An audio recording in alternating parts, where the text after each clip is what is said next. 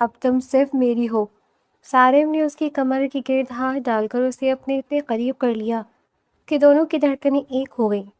وہ شہر کے ارب پتی بزنس مین کی اکلوتی وارث تھی، مگر ایک حادثے نے اس کی یادداشت چھین لی تھی اور اب وہ حویلی کی ملازمہ تھی۔ سالم شاہ نے دشمنوں سے لڑ کر اسے اپنی پناہ میں لیا تھا۔ اس کی گردن پر اپنی گرم سانسوں کی تپش چھوڑتے ہوئے بولا، میں تمہارے انگ انگ پر اپنی محبت کی مہر چھوڑنا چاہتا ہوں۔ جیسے ہی سالم نے دعا کی گردن پر اپنے لب رکھے، اچانک اس کی یادداشت میں دھندلا سا منظر ابھرا جب کسی نے اسی طرح اس کے ساتھ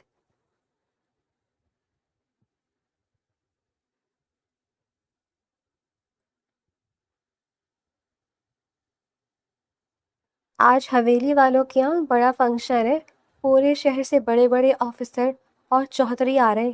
اگر وہاں تیرے کام میں کوئی نقص نکلا تو یاد رکھنا، مہینے بھر کا کھانا بند کر دوں گی۔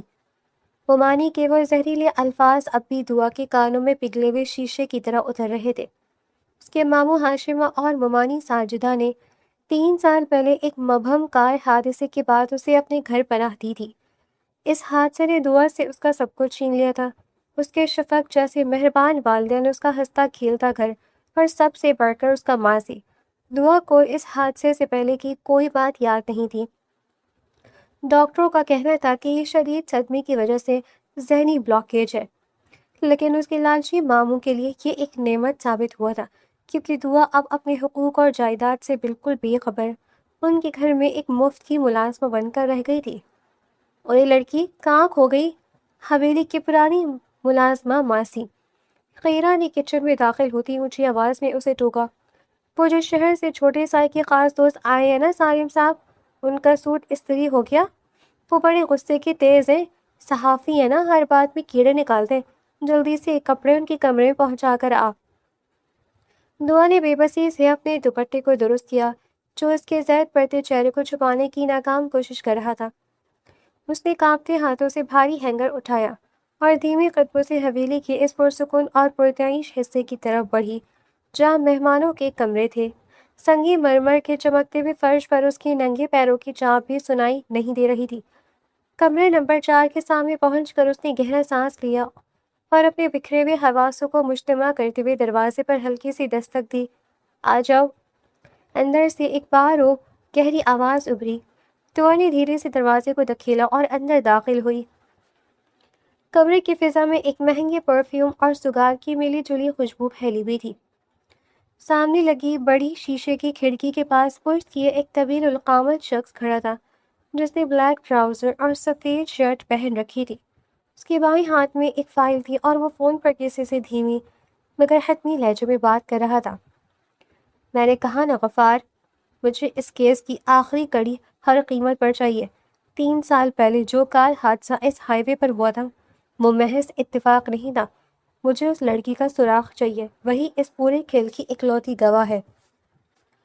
دعا نے خاموشی سے کپڑے بیڈ کے پاس بنے اسٹینڈ پر لٹکائے۔ اس کے کانوں میں 3 سال پہلے کار حادثہ اور لڑکی کے الفاظ گونجنے لگے تو اس کے سر کا درد اچانک ایک ہولناک شدت کے ساتھ جاگا۔ اسے لگا جیسے کوئی پرانا دھندلا سمندر اس کے ذہن کی اسکرین پر لہرایا ہو، آنکھ کے شعلے، گاڑی کے شیشے ٹوٹنے کی آواز اور کسی کا خوفناک قہقہا۔ اس کے ہاتھ سے ہینگر چھوٹتے چھوٹتے بجا۔ لوہے کی ہلکی سی آواز کمرے میں گونجی۔ سارم نے چونک کر فون کاٹا اور تیزی سے مڑا۔ کون ہے؟ اس کے لہجے میں ایک تفتیشی صحافی والی سختی تھی، لیکن جیسے ہی اس کی نظر سامنے کھڑی لڑکی پر پڑی، سارم کے قدم وہیں جم گئے۔ اس کی سیاہ آنکھیں حیرت سے پھیل گئیں اور ہاتھ میں پکڑی فائل فرش پر جا گری۔ سفید بے رنگ چہرہ، سوجی ہوئی مخملی آنکھیں جن میں خوف اور تھکن کا ڈیرا تھا، اور ماتھے پر پسینے کی ننھی بوندیں۔ یہ وہی چہرہ تھا جسے سارم نے پچھلے 3 سالوں سے دن رات اپنی ڈائری، اپنے لیپ ٹاپ کی اسکرین اور اپنی صحافی فائلوں میں تلاش کیا تھا۔ دعا؟ سارم کے لبوں سے یہ نام ایک سرگوشی کی طرح نکلا، جیسے اسے یقین نہ ہو کہ جس سیلاب کے پیچھے وہ اتنے عرصے سے بھاگ رہا تھا وہ اس وقت اس کے سامنے مجسم کھڑی ہے۔ دعا نے چونک کر سر اٹھایا۔ اس کی دھندلی آنکھوں نے سارم کے چہرے کو دیکھا، ایک تھیکی ناک، گھنی ابرو اور آنکھوں میں ایک عجیب سا سوز اور پہچان، لیکن دعا کے لیے یہ چہرہ بالکل اجنبی تھا۔ آپ کو میرا نام کیسے معلوم؟ دعا کی آواز حلق میں پھنس کر رہ گئی۔ اس کی آواز کی لرزش نے سالم کے دل کو اندر تک ہلا کر رکھ دیا۔ سالم ایک قدم آگے بڑھا، اس کا پورا وجود اس وقت سنسنی کی زد میں تھا۔ دعا، تم یہاں اس حال میں؟ تم 3 سال سے کہاں تھی؟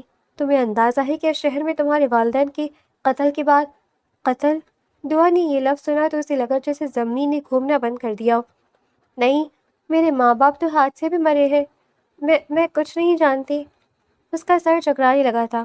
ماضی کے بند دروازوں پر جیسے کوئی زور زور سے دستک دے رہا تھا، جس کی تاب اب اس کا نحیف جسم نہ لا سکا۔ اس کے قدم لڑکھڑائے اور اس سے پہلے کہ وہ فرش پر گرتی، سالم نے لپک کر اسے اپنی مضبوط باہوں میں تھام لیا۔ دعا، ہوش کرو دعا! سالم نے اسے صوفے پہ لٹاوتے ہوئے پریشانی سے پکارا۔ اس کا دل تیزی سے دھڑک رہا تھا۔ وہ لڑکی جو ایک بہت بڑے کاروباری سلطنت کی وارث ہونی چاہیے تھی، وہ یہاں ایک عام ملازمہ کے کپڑوں میں نیم بے ہوش پڑی تھی۔ سالم نے جلدی سے سائڈ ٹیبل سے پانی کا گلاس اٹھایا اور اس کے چہرے پر چھینٹے مارے۔ دعا نے ہولے سے آنکھیں کھولی۔ اس کی آنکھوں میں صرف اور صرف خوف تھا۔ مجھے جانے دے۔ اگر ممانی کو پتہ چلا کہ میں یہاں دیر تک رکی ہوں تو وہ مجھے زندہ نہیں چھوڑیں گی، وہ اٹھنے کی کوشش کرتے ہوئے خائف انداز میں بولی۔ سالم نے مضبوطی سے اس کا ہاتھ تھام کر اسے دوبارہ بیٹھنے پر مجبور کیا۔ تمہیں اب کسی سے ڈرنے کی ضرورت نہیں ہے۔ میں سالم ہوں، سالم شاہ۔ میں تمہارے والد کی دوست۔ صاحب نے بات ادھوری چھوڑ دی کیونکہ وہ جانتا تھا کہ اس وقت دعا کی ذہنی حالت مزید صدمہ برداشت نہیں کر سکتی تھی۔ اسی لمحے کمرے کے ادھ کھلے دروازے کے باہر ایک سایہ لہرایا۔ ماموں ہاشم کا بیٹا جو حویلی کے ملازموں پر روب جھاڑنے آیا تھا، وہاں سے گزر رہا تھا۔ اس نے سالم کے کمرے کا دروازہ کھلا دیکھا اور جب اس کی نظر اندر صوفے پر بیٹھی دعا اور اس کے ہاتھ تھامے شہر کے اس امیر اور اثر و ذوق والے نوجوان سالم پر پڑی تو اس کے چہرے پر ایک خبیثانہ مسکراہٹ ابھر آئی۔ اچھا تو یہ چل رہی ہیں؟ اس نے زیر لب کہا اور تیزی سے نیچے کی طرف بھاگا تاکہ اپنی امی اور ہاشم کو یہ خوشخبری سنا سکے۔ کمرے کے اندر سالم دعا کی آنکھوں میں جھانک رہا تھا جہاں یادداشت کے کھوئے ہوئے جزیرے اور حال کی تلخیاں ایک دوسرے سے برسر بیکار تھیں۔ اسے اندازہ ہو چکا تھا کہ دعا کسی بہت بڑی سازش کا شکار ہے اور اس حویلی کا ماحول اس کے لیے محفوظ نہیں ہے۔ دعا، میری بات غور سے سنو، سالم نے گہرے اور سنجیدہ لہجے میں کہا۔ تم جو کچھ بھول چکی ہو میں وہ سب واپس لاؤں گا، لیکن اب تم اکیلی نہیں ہو۔ دعا نے سالم کی طرف دیکھا۔ اس کی تپتی ہوئی زندگی میں پہلی بار کسی کی آواز میں اتنی پناہ اور یقین کی خوشبو تھی، مگر وہ اس بات سے بالکل بے خبر تھی۔ حویلی کے دالان میں اب بھی جشن کا شور برپا تھا، لیکن سالم کے کمرے کے اندر کا سکوت کسی بڑے طوفان کا پیش خیمہ محسوس ہو رہا تھا۔ دعا نے سالم کے ہاتھ کی گرفت سے اپنا ہاتھ دھیرے سے چھڑایا۔ اس کے چہرے کی سردی اور آنکھوں کا خوف سالم سے چھپا نہیں تھا۔ میں چلتی ہوں، دعا نے لڑکھڑاتی آواز میں کہا اور سالم کو کچھ کہنے کا موقع دیے بغیر تیزی سے کمرے سے باہر نکل گئی۔ سالم اسے جاتے ہوئے دیکھتا رہ گیا۔ اس کے ہاتھ میں اب بھی دعا کے ہاتھ کا لمس اور اس کی لرزش باقی تھی۔ وہ صوفے پر بیٹھ گیا اور اپنی پیشانی کو مسلنے لگا۔ 3 سال، پورے 3 سال اس نے اس لڑکی کو ڈھونڈنے میں گنوا دیے۔ شہر کی مقدرت شخصیات، پولیس کے اعلیٰ افسران اور اس کے اپنے جرنلسٹ ذرائع، سب کا یہی کہنا تھا کہ اس حادثے کے بعد دعا یا تو مر چکی ہے یا اسے ملک سے باہر منتقل کر دیا گیا ہے، لیکن وہ یہاں اس دور افتادہ گاؤں کی حویلی میں ایک خادمہ کی حیثیت سے زندگی گزار رہی تھی۔ حادثہ نہیں، وہ قتل تھا۔ سالم نے اپنے دانت بھیجے۔ اسے دعا کے والد دانیال صدیقی کا چہرہ یاد آیا جو شہر کے ایک نامور بزنس مین تھے اور سالم کے والد کے قریبی دوست تھے۔ دانیال صدیقی نے اپنی موت سے چند دن پہلے سالم کو کال کر کے کہا تھا کہ انہیں اپنی جان کا خطرہ ہے اور وہ اپنی تمام جائیداد کی وصیت اپنی اکلوتی بیٹی دعا کے نام کر رہی ہیں۔ اور پھر ایک رات ان کی گاڑی کو ہائی وے پر ایک تیز رفتار ٹرک نے ٹکر مار دی تھی۔ سالم نے فوری طور پر اپنا لیپ ٹاپ کھولا اور اپنے شہر کے ہیڈ آفس میں موجود اپنے اسسٹنٹ غفار کو ویڈیو کال ملائی۔ غفار، مجھے ابھی کے ابھی دانیال صدیقی کے برادر ان لا ہاشم کا پورا شجرہ اور ان کا بینک اکاؤنٹ کا ڈیٹا چاہیے۔ غفار نے حیرت سے پوچھا، سالم بھائی، وہ کیس تو بند ہو چکا ہے، پولیس نے اسے حادثہ قرار دے دیا تھا، اور ویسے بھی ہاشم تو شہر سے غائب ہے، سنا ہے وہ کسی گاؤں میں چھپ کر بیٹھ گیا ہے۔ وہ غائب نہیں ہے، وہ اسی حویلی کے آس پاس ہے جہاں میں اس وقت موجود ہوں۔ سالم کی آواز میں برف جیسی ٹھنڈک تھی۔ اور سنو، اس کا کرائم ریکارڈ بھی چیک کرو۔ مجھے شک ہے کہ دعا کی یادداشت جانا کوئی قدرتی امر نہیں ہے، بلکہ اس کے پیچھے بھی کوئی گہرا کھیل ہے۔ دعا کچن کی طرف بھاگ رہی تھی، اس کا دل سینے سے باہر آنے کو تھا۔ اسے سمجھ نہیں آ رہا تھا کہ وہ اجنبی شخص اسے کیسے جانتا تھا اور اس نے قتل کا لفظ کیوں استعمال کیا۔ جیسے ہی وہ کچن کے قریب پہنچی، ممانی ساجدہ جلال میں بھری ہوئی سامنے کھڑی تھی۔ ان کے ساتھ ان کا بیٹا واجد بھی تھا، جس کے چہرے پر ایک کمینی مسکراہٹ تھی۔ کہاں مر گئی تھی چڑیل؟ ممانی نے دعا کا بازو پکڑ کر اسے زور سے جھڑکا دیا۔ واجد کہہ رہے تو اوپر مہمانوں کے کمرے میں عیش کر رہی تھی؟ شہر کے بابوں کے ساتھ کیا گل کھلائے جا رہے تھے؟ دعا کی آنکھوں میں آنسو آ گئے۔ نہیں ممانی، خدا کی قسم، میں تو صرف کپڑے لینے گئی تھی، میری طبیعت ٹھیک نہیں تھی، میں گرنے لگی تھی تو انہوں نے… بس اپنی زبان بند رکھ۔ ممانی نے کچن کا دروازہ اندر سے بند کرتے ہوئے اس کے چہرے پر ایک زوردار تھپڑ رسید کیا۔ دعا کرسی کے پائے سے جا ٹکرائی۔ حویلی والوں کے سامنے ہماری ناک کٹوانے کا ارادہ ہے کیا؟ پہلے ہی تیرے باپ کا سارا پیسہ ڈوب گیا اور ہم تجھے مفت کی روٹیاں کھلا رہے ہیں، اب تیرے یہ لچھن… اماں ایسے نہیں مانے گی ہے۔ واجد نے آگے بڑھ کر اپنی ماں کے کان میں کچھ پھونکا۔ اس سالم شاہ کی نظریں مجھے ٹھیک نہیں لگیں، وہ شہر کا بڑا اخبار نویس ہے، اگر اس نے دعا کے چکر میں ہمارے خاندانی معاملات میں ٹانگ اڑائی تو ابا کی ساری محنت پر پانی پھر جائے گا، اس لڑکی کا سودا جلدی کرنا پڑے گا۔ ممانی ساجدہ نے ایک گہرا سانس لیا اور دعا کی طرف دیکھا جو فرش پر بیٹھی سسک رہی تھی۔ ٹھیک کہہ رہے تو، آج رات ہی ہاشم سے بات کرتی ہوں۔ حویلی کا وہ جو پرانا انچارج ہے نا، رحیم چچا، اس کا بھانجا قاسم کب سے 20,000 روپے لے کر تیار بیٹھا ہے، اس بد دماغ لڑکی کو اسی کے پلے باندھ کر اس گاؤں سے دور روانہ کرتے ہیں۔ دعا نے جب یہ سنا تو اس کا خون جم گیا۔ قاسم وہ گاؤں کا ایک بدنامی زبانہ جواری اور شرابی تھا، جس کی پہلی بیوی بھی اس کے ظلم و ستم سے تنگ آ کر مر چکی تھی۔ وہ ممانی کے پیروں میں گر گئی۔ ممانی خدا کے لیے ایسا مت کرے، میں دن رات کام کروں گی، میں آدھی روٹی کھا لوں گی، مجھے اس جہنم میں مت دھکیلیں۔ ممانی نے اس کے پاؤں کی ٹھوکر سے پیچھے دھکیلا۔ چل اٹھ اور جا کر حویلی کے پچھلے حصے والے گودام میں جو پرانے بستر پڑے ہیں انہیں صاف کر، رات تک تو وہیں رہے گی جب تک تیرے نکاح کا بندوبست نہیں ہو جاتا۔ واجد نے دعا کو بازو سے پکڑا اور گھسیٹتے ہوئے حویلی کے سب سے اندھیرے اور الگ تھلگ حصے کی طرف لے گیا، جہاں ایک پرانا کمرہ تھا جسے اسٹور روم کے طور پر استعمال کیا جاتا تھا۔ اس نے دعا کو اندر پھینکا اور باہر سے بھاری تالا لگا دیا۔ رات کے 11 بج چکے تھے، حویلی میں مہمانوں کے کھانے کا دور چل رہا تھا، لیکن سالم کی نظریں مسلسل دلان میں گھوم رہی تھی۔ اس نے ماسی خیرہ کو بلایا جو پانی کے جگ بھر رہی تھی۔ ماسی، وہ لڑکی کہاں ہے جو دوپہر کو میرے کپڑے لائی تھی؟ اس کی طبیعت کچھ ٹھیک نہیں تھی، میں نے سوچا اس سے پوچھ لوں۔ ماسی خیرہ نے ادھر ادھر دیکھا اور دھیمی آواز میں بولی، سائیں اس کا نام دعا ہے، اس کی قسمت ہی خراب ہے، اس کی ماموں اور ممانی نے اسے پیچھے گودام والے اندھیرے کمرے میں بند کر دیا ہے۔ میں نے سنا ہے کہ وہ آج رات ہی چوری چھپے اس کا نکاح کسی شرابی سے کروا کے اسے یہاں سے ہمیشہ کے لیے رخصت کر رہی ہیں۔ بیچاری یتیم ہے، کوئی اس کا پرسان حال نہیں ہے۔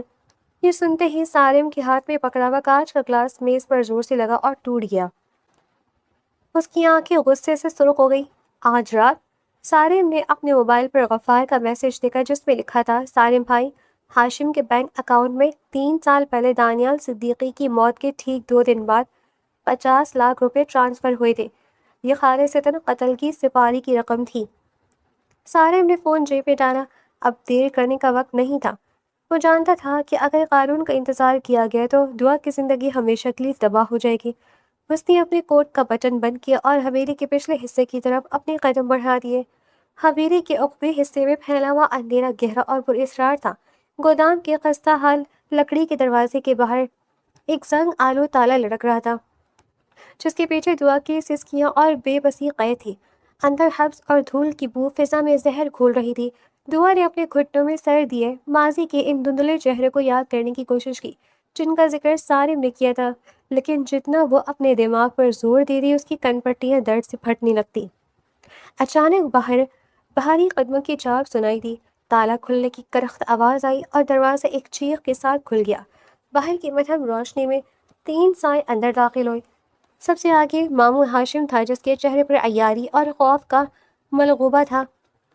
اس کے پیچھے ممانی ساجدہ اور گاؤں کا بدنام زمانہ قاسم کھڑا تھا جس کے منہ سے سستی شراب کی بو اڑ رہی تھی۔ ان کے ساتھ ایک بوڑھا مولوی بھی تھا جو خوفزدہ نظر آ رہا تھا۔ اٹھ لڑکی اور چپ چاپ اس کاغذ پر انگوٹھا لگا، ماموں ہاشم نے کھردرے لہجے میں کہا اور ایک نکاح نامہ دعا کے سامنے پھیلا دیا۔ دعا نے وحشت زدہ نظروں سے قاسم کو دیکھا جو اسے دیکھ کر دانت نکال رہا تھا۔ اس نے پیچھے ہٹتے ہوئے دیوار کا سہارا لیا۔ نہیں ماموں، خدا کے لیے مجھ پر رحم کریں، میں مر جاؤں گی لیکن اس شخص سے شادی نہیں کروں گی۔ تیری زبان بہت چلنے لگی ہے۔ ممانی ساجدہ نے آگے بڑھ کر اس کے بال دبوچے۔ بہت شوق ہے نا شہر کے بابوؤں سے ملنے کا؟ آج تیرا یہ شوق ہمیشہ کے لیے ختم کر دیں گے۔ ہاشم، پکڑو اس کا ہاتھ اور لگواؤ انگوٹھا۔ واجد اور ہاشم نے زبردستی دعا کا کانپتا ہوا ہاتھ پکڑ کر اسے انگوٹھے کے پیڈ پر لگانے کی کوشش کی۔ دعا نے اپنی پوری طاقت سے چیخ ماری، کوئی ہے؟ بچاؤ مجھے۔ اسے کوئی نہیں بچا سکتا، واجد نے قہقہہ لگایا۔ میں بچا سکتا ہوں۔ ایک گرجدار بااعتماد اور غسیلی مردانہ آواز گودام کے دروازے پر گونجی۔ سب کے سب چونک کر مڑے۔ دروازے کے بیچوں بیچ سالم شاہ کھڑا تھا۔ اس کا چہرہ غصے سے تپا ہوا تھا اور اس کی ہیزل آنکھوں میں اس وقت خون اترا ہوا تھا۔ سالم صاحب، ہاشم کے حلق سے تھوک نکلنا مشکل ہو گیا۔ آپ یہاں کیا کر رہے ہیں؟ یہ ہمارا خاندانی معاملہ ہے، آپ مہمان ہیں، اپنی حد میں رہیں۔ حد؟ سالم دھیمے مگر خطرناک قدم اٹھاتا ہوا اندر داخل ہوا۔ اس نے ایک نظر فرش پر بیٹھی روتی ہوئی دعا پر ڈالی جس کے کپڑے مٹی سے اٹے ہوئے تھے، اور پھر اس کا رخ ہاشم کی طرف ہو گیا۔ تمہاری حدیں تو میں نے اسی دن ناپ لی تھی ہاشم، جب تم نے 3 سال پہلے دانیال صدیقی کی گاڑی کا ایکسیڈنٹ کروایا تھا۔ یہ سنتے ہی ہاشم کے پیروں تلے سے جیسے زمین نکل گئی۔ اس کا چہرہ سفید پڑ گیا۔ یہ تم کیا بکواس کر رہے ہو؟ تمہارے پاس کیا ثبوت ہے؟ ثبوت میرے لیپ ٹاپ میں موجود ہے، تمہارے بینک اکاؤنٹ کی ڈیٹیلز اور اس شخص کا اعترافی بیان جس نے سپاری لی تھی۔ سالم نے اپنا فون لہرایا۔ لیکن اس کا حساب قانون بعد میں کرے گا، اس وقت میں یہاں دعا کو لینے آیا ہوں۔ ممانی ساجدہ نے چیخ کر کہا، یہ ہماری بیٹی ہے، ہم اس کا نکاح قاسم سے کر رہے ہیں۔ مولوی جی، آپ نکاح پڑھائیں۔ قاسم نے نشے کی لہر میں سالم کی طرف قدم بڑھائے۔ اوئے شہری بابو، پیچھے ہٹ، یہ میری عورت ہے۔ اس سے پہلے کہ قاسم اپنی بات پوری کرتا، سالم کا ایک بھرپور اور وزنی مکہ اس کے جبڑے پر لگا۔ قاسم اچھل کر گودام کے کونے میں جا گرا اور اس کے منہ سے خون بہنے لگا۔ واجد نے آگے بڑھنے کی کوشش کی لیکن سالم نے اپنے کوٹ کے اندر سے ایک چمکتا ہوا گن نکال کر سیدھا اس کی پیشانی پر تان دیا۔ ایک قدم بھی آگے بڑھایا تو بھیجا یہیں دیوار پر لگا دوں گا۔ سالم کی آواز میں اتنی کاٹ تھی کہ پورے کمرے پر سکتہ طاری ہو گیا۔ مولوی صاحب نے ڈر کر نکاح نامہ میز پر چھوڑ دیا اور الٹے قدموں باہر بھاگ گئے۔ سالم نے گن واجد پر تانے رکھا اور بائیں ہاتھ سے مولوی کا چھوڑا ہوا نکاح نامہ اٹھایا۔ اس نے میز پر رکھے قلم کو اٹھایا اور مولوی کے جانے کے بعد خود آگے بڑھا۔ ہاشم، تم دعا کی جائیداد ہڑپ کرنے کے لیے اسے اس جہنم میں دھکیل رہے تھے نا؟ اب سنو۔ سالم نے دعا کی طرف دیکھا جس کی آنکھیں حیرت اور خوف سے کھلی ہوئی تھی۔ اس کا نکاح اس قاسم سے نہیں، مجھ سے ہوگا، ابھی اور اسی وقت۔ یہ نہیں ہو سکتا، ہمانی چلائیں، شٹ اپ! سالم نے دھاڑ کر کہا۔ وہ دعا کے پاس پہنچا اور اس کے سامنے گھٹنوں کے بل بیٹھ گیا۔ اس کے لہجے کی سختی دعا کے قریب آتے ہی نرمی میں بدل گئی۔ دعا، مجھ پر بھروسہ ہے؟ اگر اس دلدل سے نکلنا چاہتی ہو تو مجھے اپنا محافظ مان لو۔ دعا نے سالم کی آنکھوں میں دیکھا جہاں سچائی اور تحفظ کا ایک سمندر تھا جو اسے اپنے اندر سمیٹنے کے لیے تیار تھا۔ اس نے روتے ہوئے کانپتے سر کے ساتھ ہاں میں سر ہلا دیا۔ سالم نے نکاح نامے پر دلہے کے خانے میں اپنا نام لکھا، اپنے دستخط کیے اور پھر گواہوں کے خانے پر ہاشم اور واجد کی طرف گن کا رخ کیا۔ دستخط کرو اس پر بطور گواہ۔ ہاشم اور واجد کے پاس کوئی چارہ نہیں تھا۔ سالم کے غصے اور گن کے سامنے ان کی گھگی بند ہو چکی تھی۔ انہوں نے کانپتے ہاتھوں سے دستخط کر دیے۔ سالم نے دعا کا انگوٹھا مقررہ جگہ پر لگوایا۔ نکاح نامہ جیب میں ڈالتے ہوئے سالم نے گن واپس بیلٹ میں عرصہ اور دعا کا ہاتھ تھام کر اسے فرش سے اٹھایا۔ آج کے بعد اگر تم میں سے کسی نے بھی دعا کے آس پاس آنے کی کوشش کی تو یاد رکھنا دانیال صدیقی کے قتل کا کیس تو کھلے گا ہی کھلے گا، تم لوگوں کی لاشیں بھی یہاں سے غائب ہو جائیں گی۔ سالم نے ہاشم کو آخری بار وارننگ دی۔ وہ دعا کو اپنے ساتھ لے کر گودام سے باہر نکل آیا۔ حویلی کے دالان کی بتیاں اب بجھ رہی تھیں لیکن دعا کے لیے ایک نئے اور بالکل انجان سفر کا آغاز ہو چکا تھا۔ سالم کی تیز رفتار بلیک ایس یو وی رات کے اندھیرے کو چیرتی ہوئی موٹر وے پر دوڑ رہی تھی۔ گاڑی کے اندر کا ماحول بالکل خاموش تھا، صرف اے سی کی ہلکی سی سرسراہٹ فضا کے سکوت کو توڑ رہی تھی۔ دعا فرنٹ سیٹ پر دبی دبی بیٹھی تھی، اس کا سر ابھی کار کی کھڑکی کے شیشے سے ٹکا ہوا تھا۔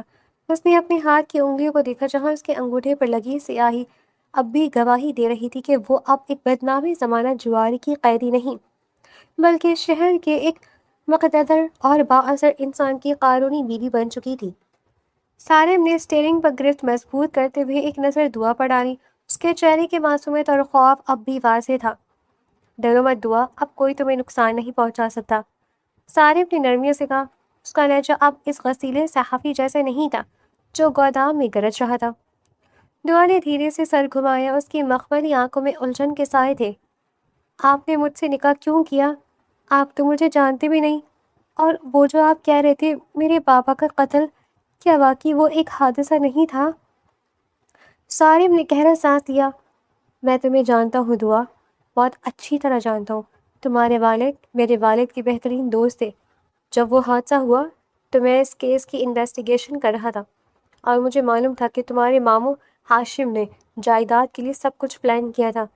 میں نے تم سے نکاح اس لیے کیا کیونکہ اس وقت تمہیں اس جہنم سے نکالنے کا یہی ایک قانونی راستہ تھا۔ دعا نے اپنی آنکھیں بند کر لی، اس کے دماغ کے بند ہجروں میں جیسے کوئی بھاری پتھر گرا ہو۔ اسے کچھ یاد نہیں آ رہا تھا، بس ایک عجیب سا خالی پن تھا جو اسے اندر ہی اندر کھا رہا تھا۔ صبح کی کہلی کرن کے ساتھ ہی گاڑی شہر کے ایک پوش علاقے میں واقع سالم کی عالیشان کوٹھی کے سامنے آ کر رکی۔ سفید سنگ مرمر سے بنی 2 منزلہ حویلی نما کوٹھی دعا کے لیے بالکل نئی دنیا تھی۔ جیسے ہی سالم دعا کو لے کر لاؤنج میں داخل ہوا، سامنے ہی اس کی والدہ سریہ صوفے پر بیٹھی تسبیح پڑھ رہی تھی، اپنے اکلوتے بیٹے کے ساتھ۔ ایک مٹی سے اٹھی سہمے ہوئے چہرے والی لڑکی کو دیکھ کر ان کی آبرو تن گئے۔ سالم یہ کیا مذاق ہے؟ اور یہ لڑکی کون ہے؟ بیگم سریہ کی آواز میں خاندانی غرور اور سخت ناراضگی نمایاں تھی۔ امی، یہ دعا ہے، دانیال انکل کی بیٹی، سالم نے سنجیدگی سے جواب دیا، اور یہ اب اس گھر کی عزت ہے۔ میرا اس سے نکاح ہو چکا ہے۔ کیا؟ سریہ بیگم چونک کر کھڑی ہو گئی۔ نکاح؟ تم پاگل ہو گئے ہو سالم؟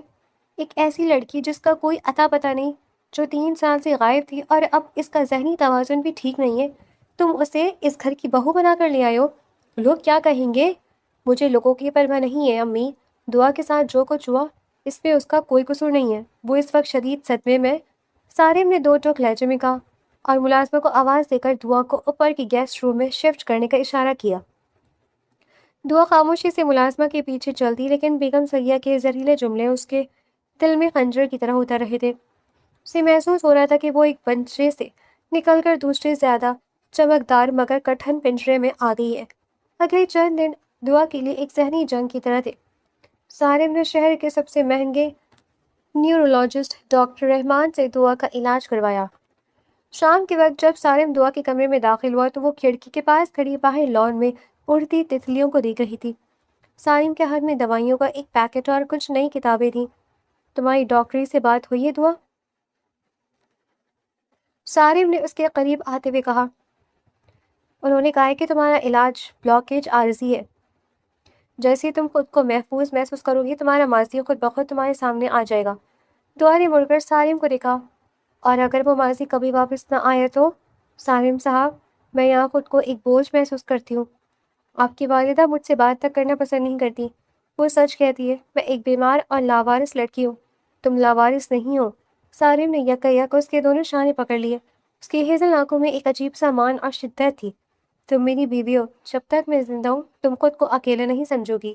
رہی بات میری ماں کی تو وقت کے ساتھ وہ بھی تمہیں سمجھ جائیں گی، بس تم اپنی صحت پر توجہ دو۔ دعا نے سالم کی گرفت کو محسوس کیا۔ اس شخص کی باتوں میں، اس کے لمس میں ایک ایسی پناہ تھی جو دعا کے دل کے سرد خانوں کو پگھلانے لگی تھی۔ وہ چاہ کر بھی سالم سے دور نہیں رہ پا رہی تھی، لیکن اس کے ذہن کے کسی کونے میں اب بھی وہ خوفناک خواب گردش کر رہے تھے۔ آنکھ کی لپیٹیں، گاڑی کے ٹائروں کی چیخیں، اور ایک چہرہ جو اسے بار بار یاد آنے کی کوشش کر رہا تھا مگر آ نہیں پا رہا تھا۔ وہ اس نئی زندگی اور اپنے گمشدہ ماضی کے درمیان ایک ایسی جنگ لڑ رہی تھی جس کا انجام خود سالم کے لیے بھی غیر متوقع ہونے والا تھا۔ وقت اپنی تیز رفتاری سے گزر رہا تھا۔ شہر کے پرسکون ماحول اور ڈاکٹر رحمان کی ادویات نے دعا کی صحت پر مثبت اثر تو ڈالا تھا، مگر اس کے اندر کی بے چینی کم نہیں ہوئی تھی۔ سالم دن بھر اپنے میڈیا ہاؤس اور انویسٹیگیشن میں مصروف رہتا، لیکن گھر لوٹے اس کا پورا وقت دعا کے لیے وقف ہوتا۔ وہ اس کی چھوٹی سے چھوٹی ضرورت کا خیال رکھتا جو بیگم سریہ کو شدید کھٹکتا تھا، مگر سالم کے سخت موقف کے آگے وہ خاموش رہنے پر مجبور تھی۔ ایک شام سالم کسی ضروری میٹنگ کے سلسلے میں شہر سے باہر گیا ہوا تھا۔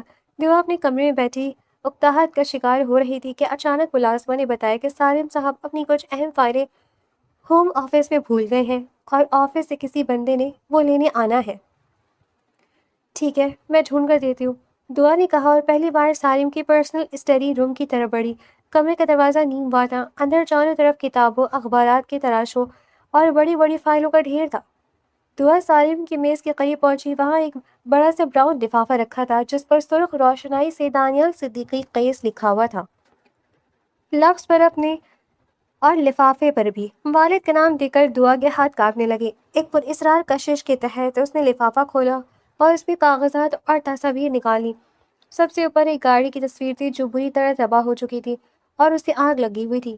جیسے ہی دعا کی نظر اس جلتی ہوئی گاڑی پر پڑی، اس کے دماغ میں زوردار دھماکہ ہوا اور کن پٹیاں شدت سے دھڑکنے لگیں۔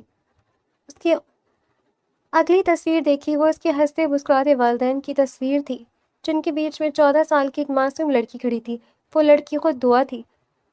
تصاویر کے نیچے سالم کے ہاتھ سے لکھے ہوئے نوٹس تھے۔ کیس دانیال صدیقی کے برادر ان لا ہاشم نے جائیداد کے کاغذات پر دعا کے دستخط لینے کے لیے یہ ڈھونگ رچایا۔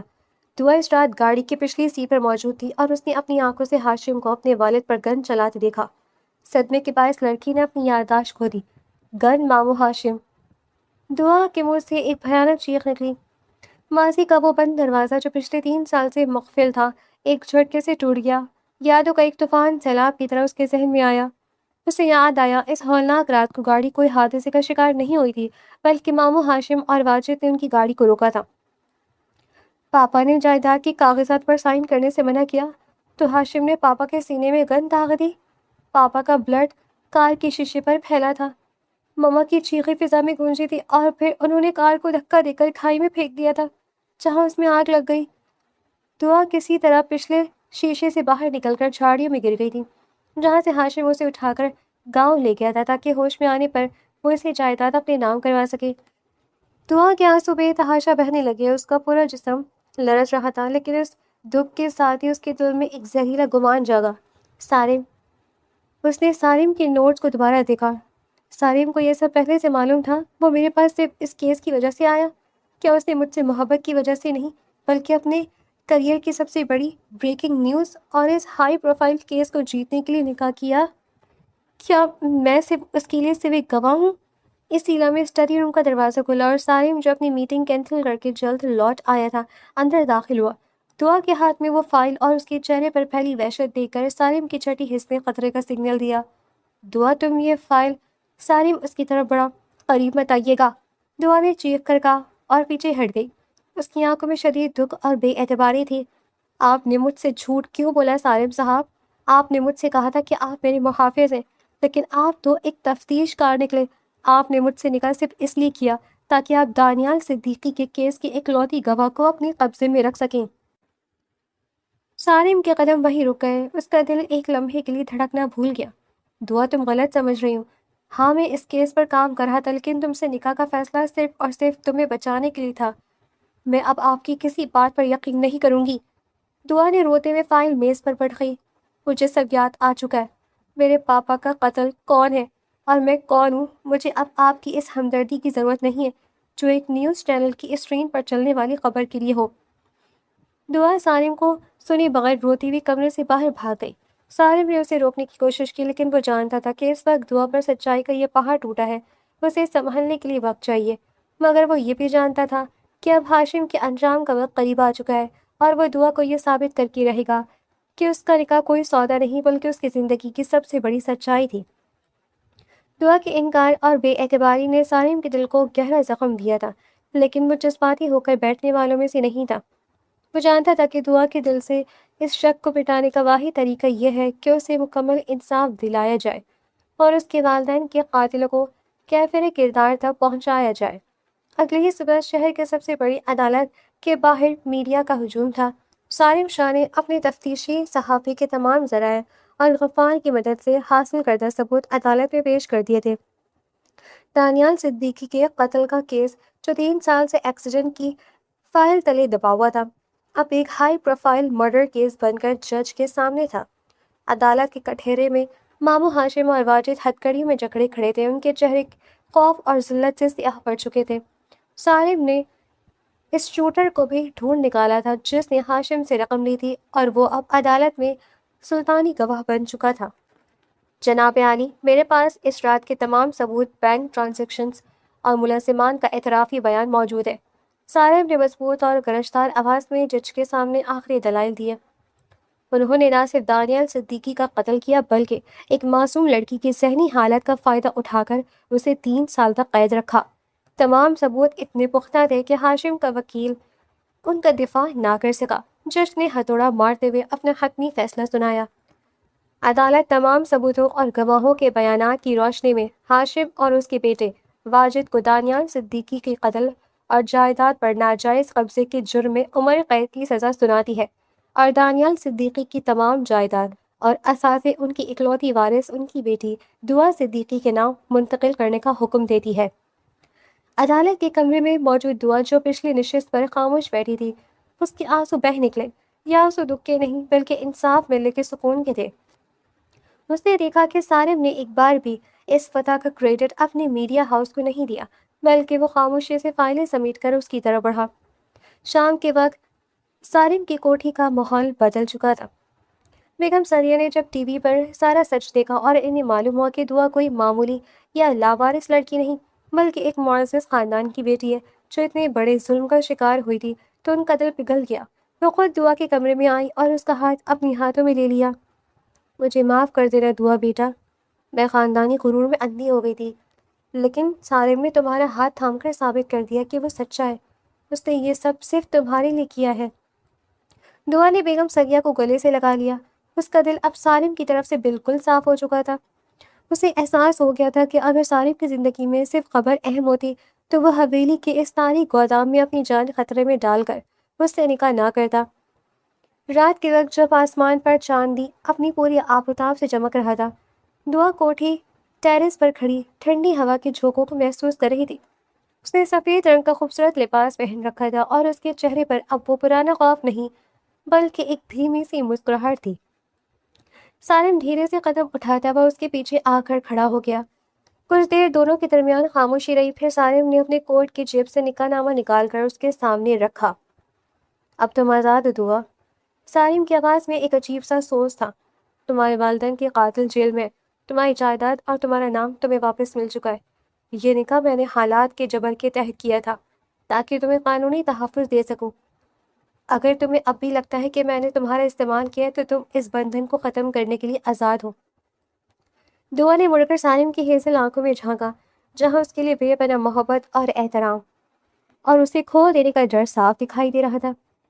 دعا نے آگے بڑھ کر سالم کے ہاتھ سے نکاح نامہ لیا اور اسے اپنے دل سے لگا لیا۔ میں نے اس رات گودام میں بھی آپ پر بھروسہ کیا تھا سالم، جب مجھے کچھ یاد نہیں تھا، اور آج جب مجھے سب کچھ یاد آ چکا ہے تو میرا دل گواہی دیتا ہے کہ آپ کے بغیر میری کوئی پہچان نہیں ہے۔ سالم کے چہرے پر ایک دلکش مسکراہٹ ابھر آئی۔ اس نے آگے بڑھ کر دعا کے دونوں ہاتھ اپنے ہاتھوں میں لے لیے۔ میں تم سے محبت کرتا دعا، اپنی پہلی سانس سے آخری سانس تک صرف تمہارا ہوں۔ سالم نے انتہائی عقیدت سے اس کے ماتھے پر اپنے لب رکھ دیے۔ مکافات عمل پورا ہو چکا تھا۔ جنہوں نے برا کیا تھا وہ اپنے انجام کو پہنچ چکے تھے، اور دو دل جو حالات کے طوفان میں ایک دوسرے سے جڑے تھے اب ہمیشہ کے لیے ایک دوسرے کے حق میں ہو چکے تھے۔ رات کا اندھیرا چھٹ رہا تھا اور ان کی زندگی میں ایک نئی پر امید اور خوشحال صبح کا آغاز ہو چکا تھا۔